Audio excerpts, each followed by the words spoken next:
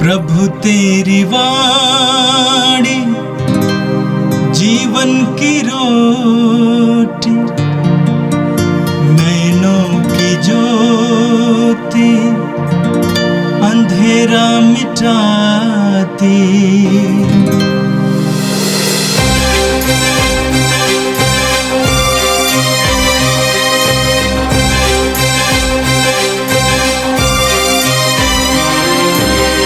प्रभु तेरी वाणी जीवन की रोटी, नैनों की ज्योति अंधेरा मिटाती। प्रभु तेरी वाणी जीवन की रोटी, नैनों की ज्योति अंधेरा मिटाती। वाणी वाणी वाणी वाणी वाणी पवित्र है, शाश्वत है, जीवन का मन्ना है। 4 अक्टूबर बुधवार। पहला पाठ नहमिया का ग्रंथ, अध्याय 2, पद संख्या 1 से 8। राजा अर्थजर्क्सीस के राज्यकाल के 20वें वर्ष के निसान महीने में मैं अंगूरी का प्रबंधक था। मैंने अंगूरी लेकर राजा के सामने रखी। मैं पहले कभी उदास होकर राजा के सामने नहीं आया था। राजा ने मुझसे कहा, क्यों तुम्हारा चेहरा उतरा हुआ है? तुम बीमार नहीं हो, इसलिए तुम किसी कारण से उदास हो। मैं बहुत घबरा गया और राजा से बोला, महाराजा सदा जीते रहें। क्यों नहीं मेरा चेहरा उतरा हुआ होगा, जबकि वह नगर उजाड़ है जहाँ मेरे पूर्वज दफनाए हुए हैं और उसके फाटक जलकर भस्म हो गए हैं। राजा ने मुझसे कहा, तुम क्या चाहते हो? मैंने स्वर्ग के ईश्वर से प्रार्थना की और राजा को उत्तर दिया, यदि महाराजा को अच्छा लगे और मुझ पर आपकी कृपा दृष्टि हो तो मुझे यहूदा भेजिए, जिससे मैं उस नगर का पुनर्निर्माण करूं जहां मेरे पूर्वज दफनाए गए हैं। राजा ने मुझसे पूछा, यात्रा में कितना समय लगेगा और तुम कब वापस आओगे? मैंने उसे एक निश्चित समय बताया और राजा ने मुझे जाने की अनुमति दी। तब मैंने राजा से कहा, यदि महाराजा को ये अच्छा लगे तो मुझे नदी के उस पार के क्षत्रपों के नाम पत्र दिए जाएं, जिससे जब तक मैं यहूदा ना पहुंचूं वह मुझे अपने प्रांत पार करने दें। मुझे राज के वन के अध्यक्ष आसाफ के नाम भी एक पत्र दिया जाए। उसमें मुझे लकड़ी देने का आदेश लिखा हो, जिससे मैं मंदिर के निकटवर्ती गढ़ के फाटक, नगर की चारदीवारी और अपने रहने का घर बनवा सकूं। राजा ने मेरा निवेदन स्वीकार किया, क्योंकि मुझे अपने ईश्वर की कृपा दृष्टि प्राप्त थी। यह प्रभु की वाणी है। संत लूकस के अनुसार पवित्र सुसमाचार अध्याय 9 वाक्य 57 से 62 तक। ईसा अपने शिष्यों के साथ यात्रा कर रहे थे कि रास्ते में ही किसी ने उनसे कहा, आप जहां कहीं भी जाएंगे मैं आपके पीछे पीछे चलूंगा। ईसा ने उसे उत्तर दिया, लोमड़ियों की अपने मांदे हैं और आकाश के पक्षियों के अपने घोंसले, परंतु मानव पुत्र के लिए सिर रखने को भी अपनी जगह नहीं है। उन्होंने किसी दूसरे से कहा, मेरे पीछे चले आओ, परंतु उसने उत्तर दिया, प्रभु मुझे पहले अपने पिता को दफनाने के लिए जाने दीजिए। ईसा ने उससे कहा, मुर्दों को अपने मुर्दे दफनाने दो, तुम जाकर ईश्वर के राज्य का प्रचार करो। फिर कोई दूसरा बोला, प्रभु मैं आपका अनुसरण करूंगा, परंतु मुझे अपने घर वालों से विदा लेने दीजिए। ईसा ने उससे कहा, हल की मूठ पकड़ने के बाद जो मुड़कर पीछे देखता है वह ईश्वर के राज्य के योग्य नहीं। ये प्रभु का दिव्य सुसमाचार है। ख्रिस्त प्रभु की जय। मेरे प्रिय भाई और बहनों, आज हम कलीसिया में एक महान संत, असीसी के संत फ्रांसिस का पर्व मनाते हैं। संत फ्रांसिस ने कलीसिया में सुसमाचारीय जीवन यानी सुसमाचार के अनुसार जीवन का आंदोलन लाया।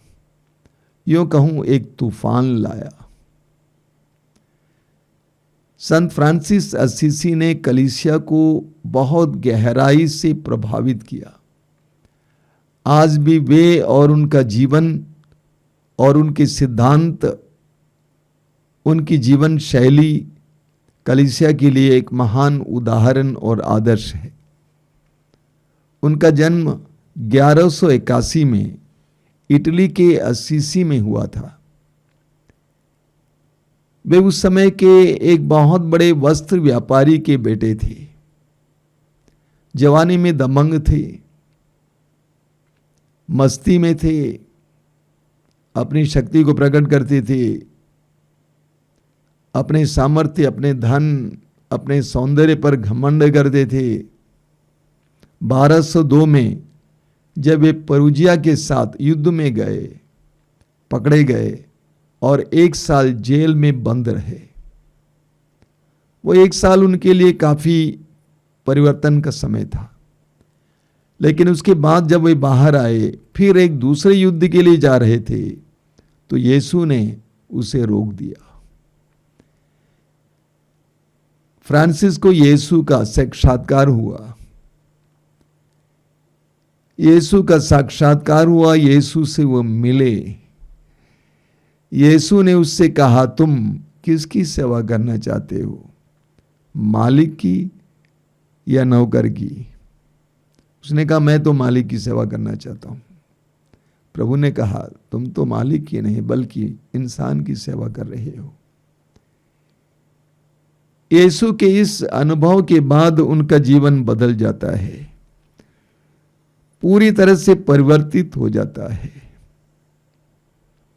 मैंने कहा, एक बहुत बड़े धनी इंसान का बेटा था, कुलीन परिवार में जन्मा था। वे नम्र बनने लगे, वे सरल बनने लगे, हर बात में सरल, उनका स्वभाव बदल गया। उनके पिता ने उनको समझाया कि बेटा, मेरा सारा धन तुम्हारे लिए है। तो वो गरीबों में कपड़े इत्यादि वितरित करने लगे। उनका पिता बेचैन हो गए, परेशान हो गए और उनको लेकर धर्माचार्य के सामने गए। और उनके पिता ने धर्माचार्य से कहा कि इनको बताइए कि ये जो पहन रहे कपड़ा ये भी मेरा है। तो धर्माचार्य के सामने फ्रांसिस ने धर्माचार्य और उनके पिता के सामने अपने सारे वस्त्र को उतार दिया, अपने को नंगा बनाया और कहा, कम से कम अब तो मैं ईश्वर को अपना अब्बा पिता कह सकता हूं। उस समय से फ्रांसिस के अंदर एक नई आध्यात्मिक जागृति आ गई। सरल और मोटे कपड़े पहनते थे, भीख मांगकर खाने लगे। लोगों ने सोचा इतने बड़े धनी इंसान का बेटा पागल हो गया है। आज सचमुच फ्रांसिस पागल हो गया था यीशु के प्रेम में। वह यीशु का बावरा हो गए थे। लेकिन बाद में जब लोगों ने उनकी आत्मिक संतुष्टि देखा, लोगों ने उनके आनंद को देखा, इतना सरल जीवन जीते हुए कितना आनंदित हैं, तो सैकड़ों की संख्या में युवक युवतियां उनके पीछे चलने लगे। बड़े बड़े घरों के बच्चे, कुलीन परिवारों के, राज परिवारों के बच्चे अपने ऐश आराम को छोड़कर फ्रांसिस के पीछे चलने लगे, उनकी बातों को सुनने लगे। फ्रांसिस वास्तव में एक दूसरे यीशु बन गए थे। फ्रांसिस के जीवन में सुसमाचार कूट कूट कर भरा हुआ था। वो अपने भाइयों से कहा करते थे कि तुम भी बाइबल बनो। संत फ्रांसिस असीसी को दूसरा ख्रिस्त बोला जाता है। उनके बारे में बोलने के लिए समय बहुत कम है। मैं उनको बहुत प्यार करता हूं। वो मेरे लिए एक बहुत महान आदर्श है। उन्होंने मुझे गहराई से स्पर्श किया है। उनके अंदर वास्तविक ख्रिस्तीय मसीही अध्यात्म कूट कूट कर भरा हुआ था। उन्होंने सुसमाचार को बहुत करीबी से जीने का प्रयास किया। उन्होंने यीशु का अनुसरण बहुत करीबी से करने का प्रयास किया। उनके अंदर प्रकृति के प्रति विशेष प्रेम था।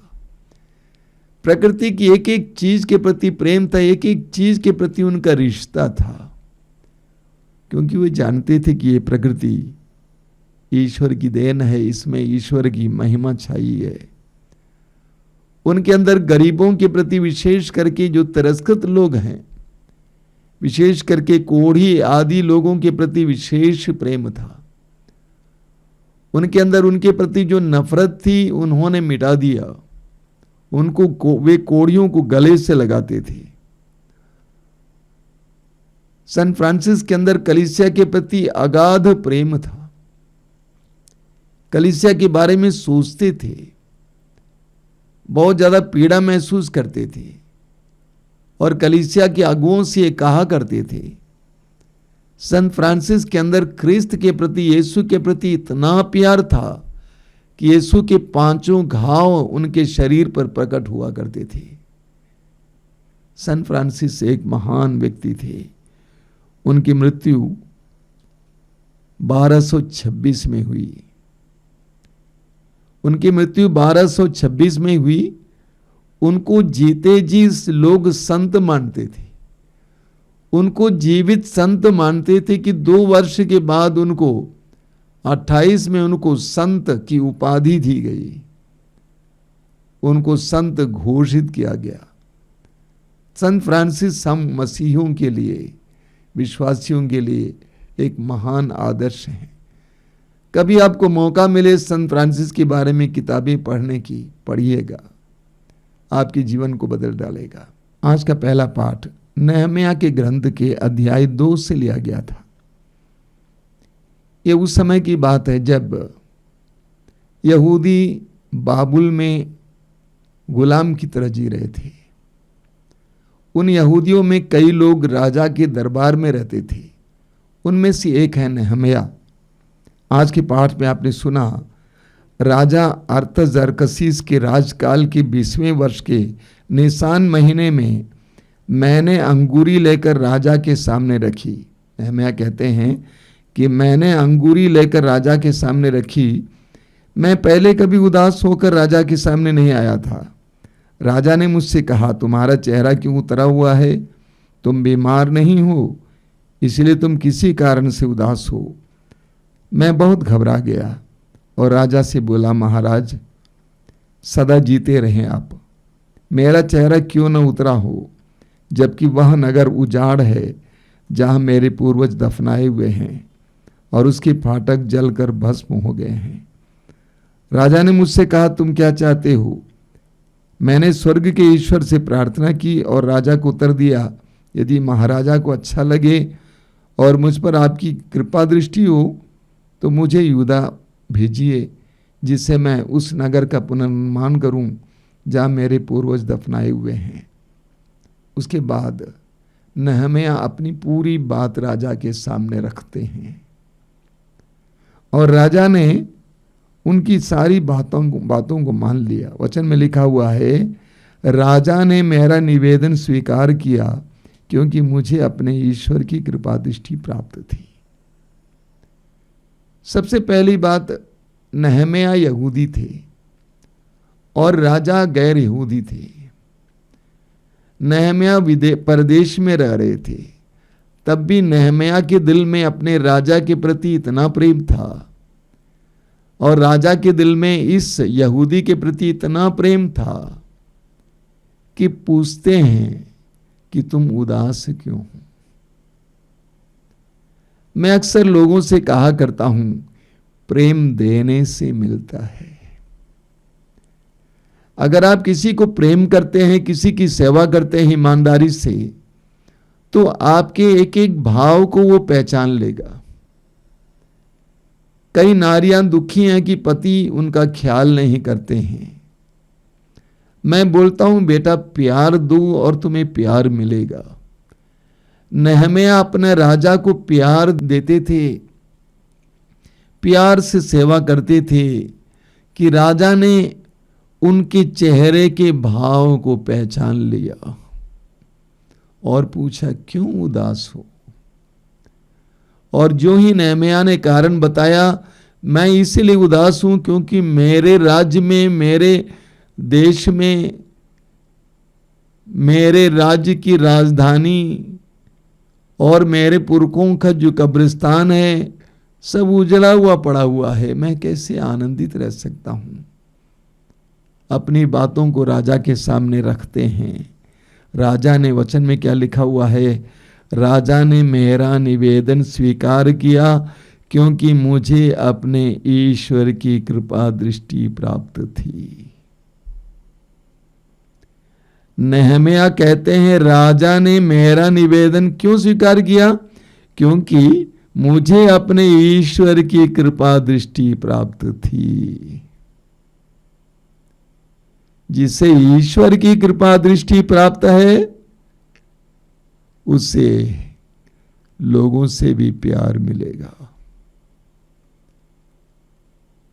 बहुत बड़ी सबक है।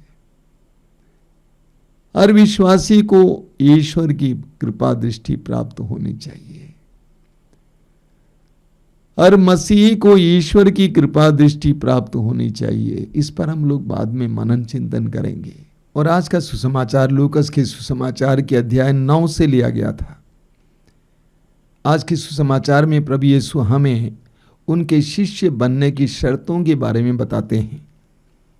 वचन में आपने सुना, ईसा अपने शिष्यों के साथ यात्रा कर रहे थे कि रास्ते में ही किसी ने उनसे कहा, आप जहां कहीं भी जाएंगे मैं आपके पीछे पीछे चलूंगा। ईसा ने उसे उत्तर दिया, लोमड़ियों की अपनी मांदे हैं और आकाश के पक्षियों के अपने घोंसले, परंतु मानव पुत्र के लिए सिर रखने को भी अपनी जगह नहीं है।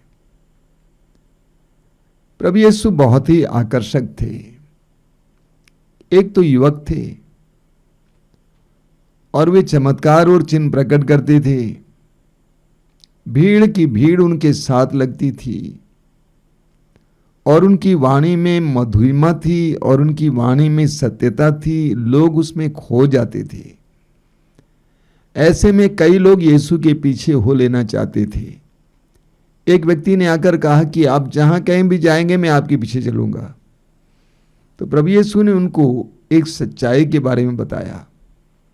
प्रभु ने कहा, इस भीड़ को देखकर, इन चमत्कारों को देखकर यह ना सोचो कि तुम मेरे पीछे चल सकते हो। प्रभु ने कहा, लोमड़ियों की मांदे हैं, आकाश से पक्षियों के घोंसले हैं, लेकिन मेरे पास सिर छुपाने के लिए भी जगह नहीं है। मैं तुम्हें सांसारिक सुरक्षा नहीं दे सकता हूं। यह मत सोचो कि मैं तुम्हें सांसारिक सुरक्षा और संरक्षण दूंगा, वो सब नहीं दे सकता हूं। आगे हम पढ़ते हैं कि उन्होंने किसी दूसरे से कहा, प्रभु यीशु ने एक व्यक्ति से कहा, मेरे पीछे चले आओ, परंतु उसने उत्तर दिया, प्रभु मुझे पहले अपने पिता को दफनाने के लिए जाने दीजिए। ईसा ने उसे कहा, मुर्दों को अपने मुर्दे दफनाने दो, तुम जाकर ईश्वर के राज का प्रचार करो। एक व्यक्ति को प्रभु ने स्वयं बुलाया, मेरे पीछे चले आओ, और उसने क्या कहा, मुझे पहले अपने पिता को दफनाने के लिए जाने दीजिए। क्या पिता मरा पड़ा था क्या? बिल्कुल नहीं। क्या मतलब इसका? यानी मेरे पिता के प्रति मेरी जो जिम्मेदारी है उसको निभाने दीजिए। उनकी मृत्यु के बाद मैं आ जाऊंगा और आपके पीछे चलूंगा, आपका अनुसरण करूंगा। तो प्रभु ने क्या जवाब दिया, मुर्दों को अपने मुर्दे दफनाने दो, तुम जाकर ईश्वर के राज का प्रचार करो। यानी प्रभु उस व्यक्ति से कहना चाहते हैं कि मैंने तुमको ईश्वर के राज्य के विस्तार के लिए बुलाया है, तुम्हारे पिता की देखभाल करने के लिए बहुत सारे लोग दुनिया में हैं, वे लोग देखभाल करेंगे, तुम मेरे कार्य के लिए चले आओ।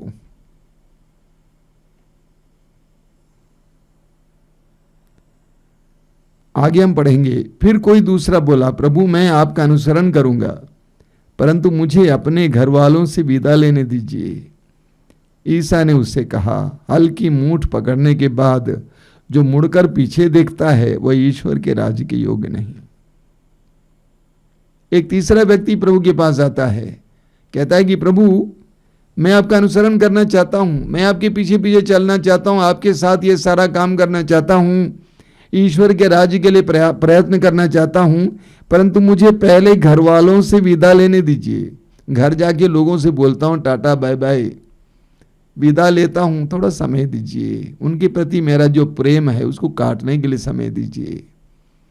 तो प्रभु ने कहा, हल्की मूठ पकड़ने के बाद जो मुड़कर पीछे देखता है वो मेरे योग्य नहीं है।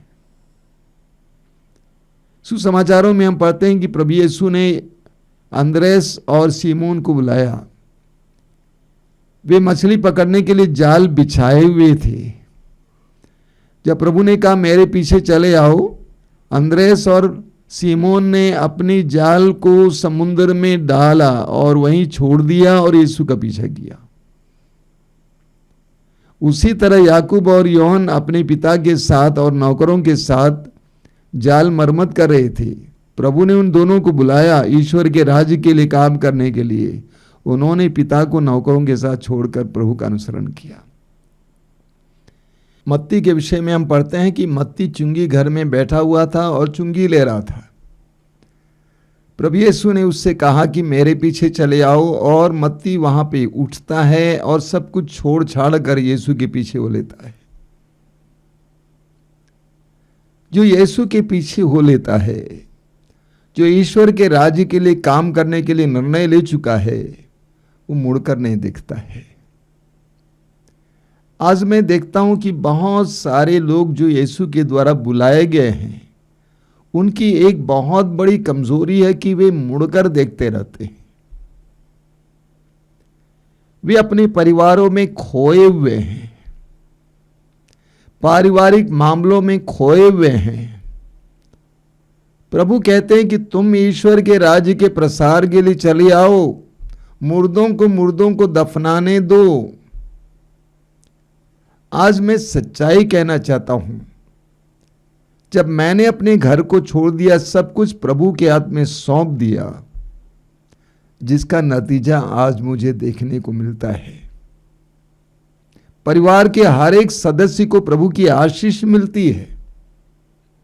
जो प्रभु के राज्य के विस्तार के लिए बुलाए गए हैं, वे पूरी तरह से प्रभु के प्रति समर्पित हो जाएंगे तो प्रभु उनकी आवश्यकताओं को पूरा करेंगे, उनके परिवार के लोगों की आवश्यकताओं को पूरा करेंगे, उनके परिवार और घर को संभालेंगे।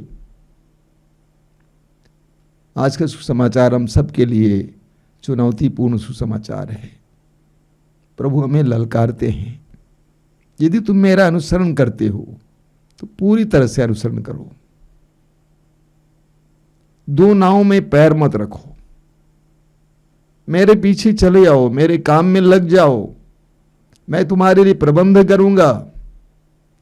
मैं सत्य प्रतिज्ञ ईश्वर हूं। आइए हम प्रार्थना करें।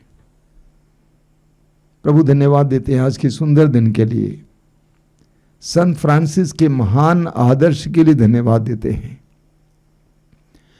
जिन्होंने बहुत करीबी से तेरा अनुसरण किया, जिन्होंने सुसमाचार को अपने जीवन में उतारा। प्रभु हम पर दया कीजिए, हमें भी संत फ्रांसिस की तरह तेरी तरह बना दे। तेरे सच्चे शिष्य बनने के लिए हमें कृपा दीजिए। ये प्रभु यीशु इन वचनों को सुनने वाले मेरे भाई बहनों को आशीर्वाद दीजिए। वे जहां कहीं भी इस समय तेरा सानिध्य उनको सामर्थ्य प्रदान करे, संरक्षण प्रदान करे। हमारी प्रार्थना को ग्रहण कर, आमीन। प्रभु तेरी वाणी जीवन की रोटी, नैनों की ज्योति अंधेरा मिटाती। वाणी वाणी वाणी वाणी वाणी पवित्र है, शाश्वत है, जीवन का मन्ना